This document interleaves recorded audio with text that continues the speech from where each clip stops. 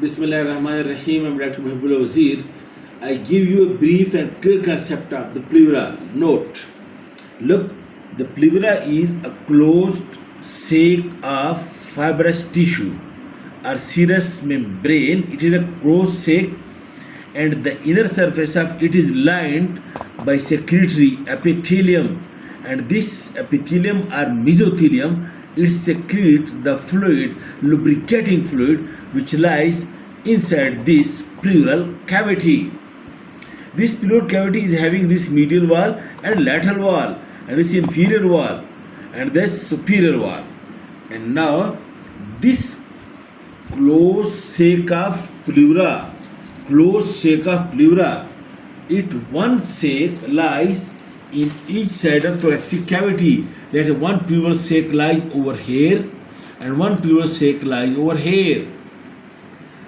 And note that the lungs start growing from the medial side and it start invaginating. This is the medial wall, this is the lateral wall. The lungs now start invaginating by growing more and more.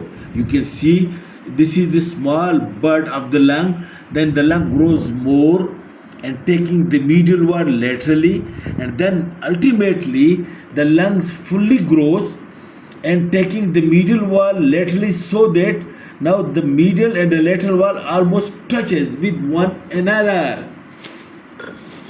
And note, now the pleura is displayed around this lung tissue. This is the lung tissue. You can see it over here. This is the lung, apex of the lung, and you can see this is apex, this is medial wall, this is inferior wall, and this is the sternocostal surface, inferior surface, medial surface, sternocostal surface, and apex of the lung. In the same way, you can see this is apex and this is the medial wall and this is the inferior wall. Now the lung is fully developed and the pleura displays around it as a double-layered fold of closed sac.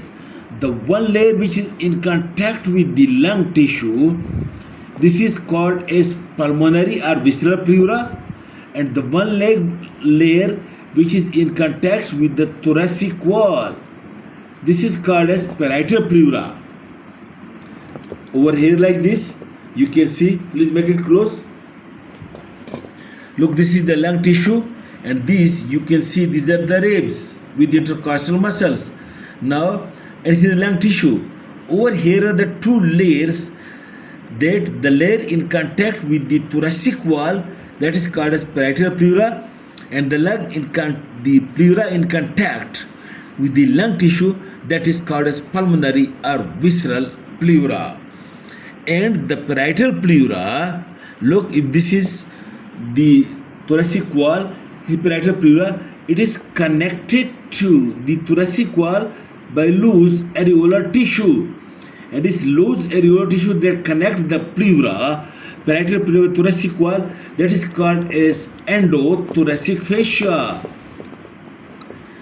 Okay, and the different parts of the parietal pleura that lies on the medial surface of the lung, the part of the parietal pleura that lies on the medial surface of the lung, this is called as mediastinal pleura, and the part of the parietal pleura that lies on the inferior surface, that is called a diaphragmatic pleura, because this part lies upon the diaphragm, and the part which is in contact with the ribs, that is called as costal pleura, and the part of the parietal pleura that lies over the apex of the lung, that is called as the dome of the pleura, or also called as cervical pleura. Pleura over here, cervical pleura. Pleura on the medial surface, that is mediastinal pleura.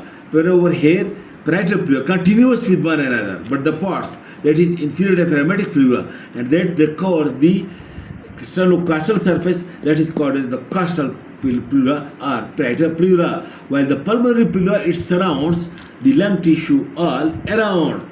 Now this concept can also be made in another way. Look, if this is the pleural cavity, and the lung is being invaginated into it from the medial side. Now this pleura have two layers, the outer layer and the inner layer, which is in contact with the lung tissue. This outer layer is parietal pleura and the inner layer is the pulmonary pleura. And between the two layers over here is a thin film of fluid. Between the two layers over here is a thin film of fluid which is called as pleural fluid, which is secreted by these mesothelial secretory cells, which lubricate the two layers and allow the free sliding of the pleura upon one another. And now this part of the pleura, which is in the medial mediastinal, this which lies upon over here parietal pleura, is the dumal pleura. This which lies inferior surface, that is the diaphragmatic pleura, and this is the sternocostal pleura. Now note one another point. Look over here. The visceral pleura comes over here, closely in contact, from this side and from this side and from this side. When it reaches over here, there are structures that enter into the lung. Now what happens? Then pleura from this side, it is reflected like this. Pleura from this side is reflected like this. And in this way, around this lung root structure, a cuff of pleura is being formed. A cuff.